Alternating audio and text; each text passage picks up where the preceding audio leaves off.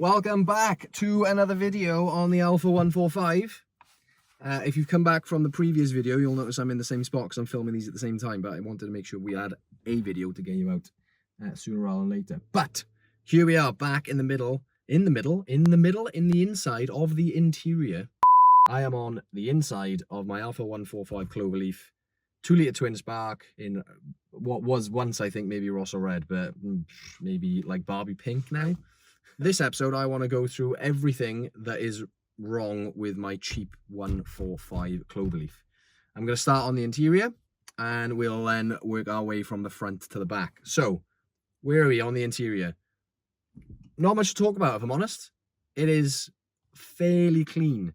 Now, this car has had 2 owners from new. The last owner's had it for the last 15 years or so. And you can tell it's been really well looked after. The only signs of issues in this car are just where it's been left in the sun. It's been sat on the drive since 2017. Yeah, so let me grab the camera and I will show you around. Wide lens mode activated, sat here in this lovely seating position. You've got a nice Alfa Romeo steering wheel, Cloverleaf edition with the red stitching, looking a bit worse for wear. So this might need a little bit of a refurb, and you can see where the sun has just warped that plastic on top of the airbag there, which just looks a little bit rubbish. So might have to sort the steering wheel out. But in terms of everything else, if I just switch the ignition on, as you can see, 89,168 miles on that odometer. So it's done very little mileage in the 25 years that it's been in existence. But what else have we got? We've got our heater controls, our boot release works, our front fog light, our clock, and we've got our little panel here that tells you which doors are open. So if I open that door, a little red light comes on, and if I open this door, a little red light comes on. And we have got our period correct Sony 6 CD changer, which I will show you in the boot in just a moment. But that is a period correct tape player with 6. Oh, actually, I think it's 10 CDs. I think it might be 10 CDs. We'll have a look in the boot in a minute. Gear knob's looking a bit worse for wear as well with the red stitching, so we might have to get that replaced. And we've got a little bit of detritus. Don't know what they are. Our electric mirrors work, and the handbrake actually works. Considering it was left on the drive with the handbrake on, I was expecting this to be seized, but the winch of the trailer pulled it straight up onto the trailer. Yeah, what else we got? We got some nice pedals with the Alfa Romeo logo in them, and I got a clutch now. Didn't have a clutch when I first got in it. It went straight to the floor, but a bit of fluid and some pumps later. But I think the slave cylinder is leaking. I really like the way that the vents are in the doors, and then they're connected up with these little pipes here. And we've got our electric windows. Driver side works fine, even on auto mode. Unfortunately, passenger side is not working. However, the central lock-in is working.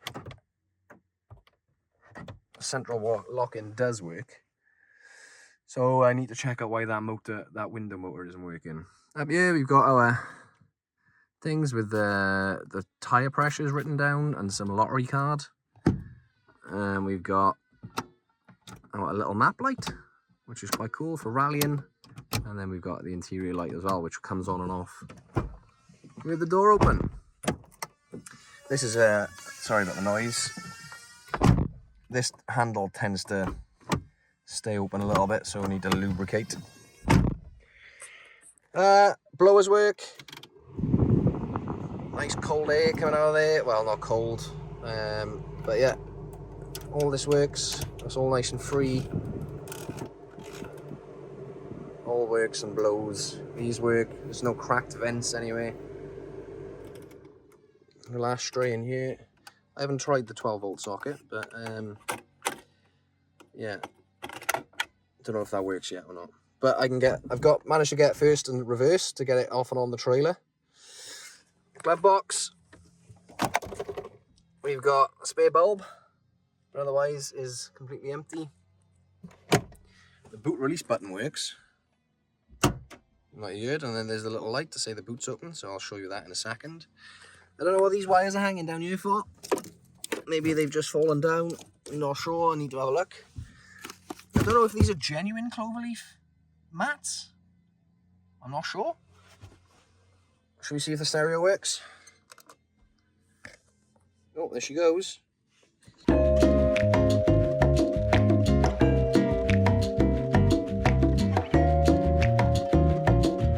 Making your mind up.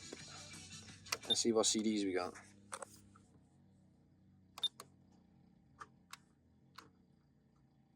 CD4. What's CD4? Come on. Oh, here we go.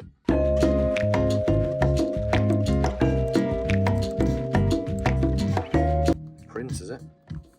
It's bass. Oh, too much bass. Love it. I think that's Prince. Let's turn it off. That works. Speakers work as well. We got our Jesus handles. Very violent Jesus handles. And then look at these seats then. I just take all this stuff on the floor. And then look at these lovely seats. I love that embroidered Alfa Romeo badge in there. They are really nice. Passenger seat's in really good nick. The driver's seat is a little bit worn on the bolster and the foam has kind of gone in this corner here, so I don't know if I can repair that or if I have to find another pair. And the back seats are in immaculate condition. So as far as everything that's wrong with my... Oh, look. Ashtrays.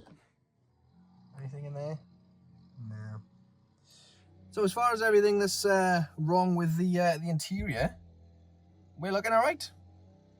When the noise quietens down outside, we'll have a look at the outside, shall we? The next day. Right, today is another day. I've shown you around the interior. Got a sunny day to show you around the outside. A bit more of a quieter day. So let's have a look around the outside of the old Alfa 145 and see everything that's wrong with it after it being stood for 8 years. We'll get it jacked up. I might even give it a bit of a clean. Or do I keep the patina? No, I think we'll give it a bit of a clean. So let's go from front to back and see everything that's wrong with this classic old 90s hatchback. Right, starting with the front then, what have we got? Obviously the paint is absolutely ruined. We've gone from that nice classic Alfa Rosso red to that nice classic Alfa Barbie pink, I think. But other than that, other than the paint, it's in good shape. You know, there's no dents, cracks, nicks, you know, smashes anyway. All the lights are in shape. It's just dirty. You know, we've got all the moss in all the places, all the lack of peel. It's just been, you know, it's just a result of being stood for so long. But she's all right. So what have we got under the bonnet? Okay, what have we got under the bonnet? Well, first of all, we've got an extension lead from where I've been charging the thing. Just move that out of the way. 2-litre twin spark. You saw from the last video that we got it running, so I think the engine is absolutely fine. It needs new spark plugs. Coil packs working fine. It wasn't missing at all. Power steering works.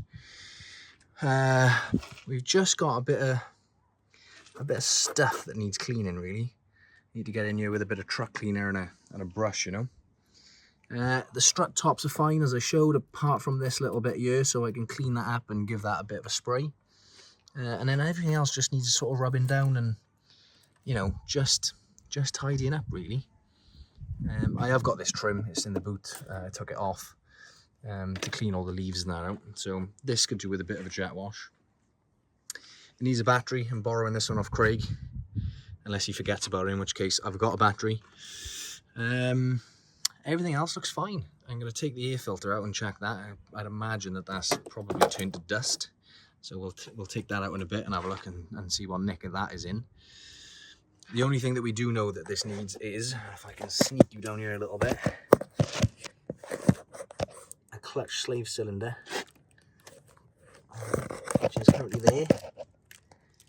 And as you can see, it has been leaking an awful lot of brake fluid, and I had no clutch when I bought the car.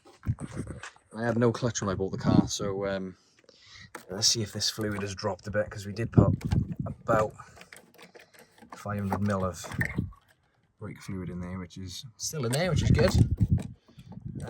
But I think that slave cylinder has been leaking. So as long as I'm comfortable that with this car is going to be a goer in terms of refurbishing it or recommissioning it, we'll put a new slave cylinder on it. But I've got a clutch for now, which is good. Right, this is the only thing on the lights. I've got a lens cover missing on the old indicator side, so I'm gonna have to get a replacement one of those. Craig did notice, I think, that it wasn't missing in the picture, so I wonder if this fell off on the way back. Right, let's move down the side. But it's honestly it's super straight, you know. There's not a bump in it at all, which is really good. It's not really scratched either. It's just the lacquer that's just failed completely. I do wonder whether there's some of this stuff that hasn't peeled we can maybe polish back. Not sure. Wheels are in really good condition. Not a curb mark on those. The tyres are very old. Discs and pads I've already got. They got delivered, so I've got a full set of discs and pads on it. I'm surprised to see that the springs haven't snapped either. Usually they're one of the first things to go when a car's been stood after a few heat cycles. Wing mirrors, the electric works. Electric wing mirrors work. Tested those. This window doesn't go up and down. Doesn't even seem to try. So I need to put some multimeter on it or something and check whether or not it's getting power. Side skirts are all intact. Sometimes these got a habit of falling off, but they're all intact. Oh, there we go. We got a nice little friend there. Made himself a nice little home. Door works. Oh, I tell her I haven't checked is whether or not the windows pop out. Should they? Yeah, they should pop out. We'll check that now. Again, wheels in really good condition. Shame about the tyres are so old. There we go. 15th week of 2007. And you can see how cracked they are. So these will not be staying on the car. I will be getting new tyres. Maybe even new wheels. Onto the back. The exhaust is looking in good shape. It is a little bit rusty underneath. Otherwise, looks good. It's at the right angle. Bumper, again, more lacquer peel. Badge on the back has seen better days, but it does still swivel out the way. So I wonder if I can get a new badge for it. I wonder whether someone's tried to put one on already. This one's peeling off. Yeah, so I'll have to get a new badge. I don't think the rear wiper works. It seems to be clicking. We've disconnected it now, but it seems to be clicking. I've got a broken reflector down here, so these are about 16 quid to repair, so I'll get a new one of those. Maybe get a new number plate for it as well. Driver's side, again, another good condition wheel with an old tyre on it. But this has probably seen some of the worst patina, because this was the passenger side was kind of up against the house, and this side was open to the elements more, so you can kind of see the patina on this. It's quite cool, actually. And on the spoiler. But yeah, we'll have to sort that out. Fuel flap works because we put some petrol in it. Nice. I quite like the shape of that fuel cap and the location of it, actually. Straight down this side with another good wheel, another working numerator. So that's the outside of it. I think we should. Now is probably time to find a place to jack it up and see just how bad the rust is. So fingers crossed.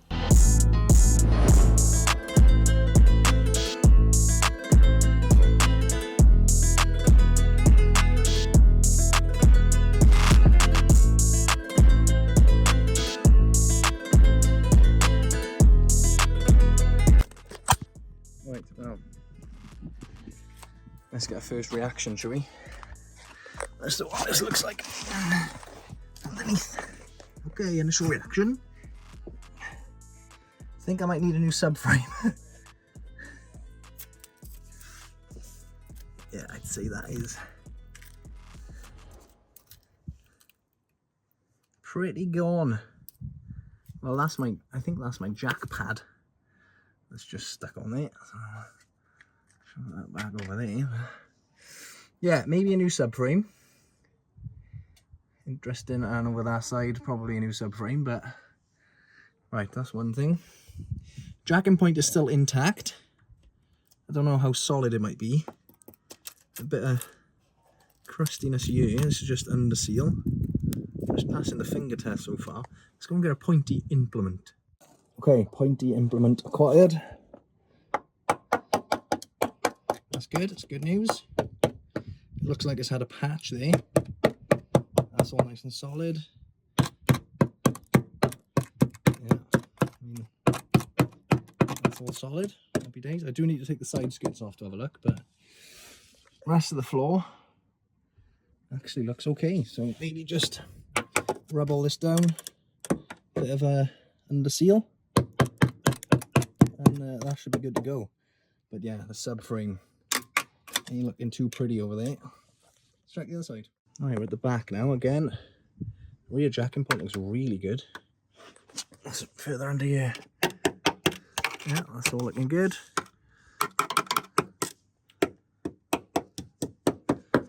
Oh, do you know what? That looks looking solid. There you go. A little bit in the middle here. But looking solid. Just needs a bit of treatment. Yeah, pleased with that. Let's check the other side. So I did just check this bit. This is the rear arch. This is the front of the car. That's the back of the car. And as you can see from there, I think we do have a bit of an issue on this side. Just on that little patch there. You see, that should be metal.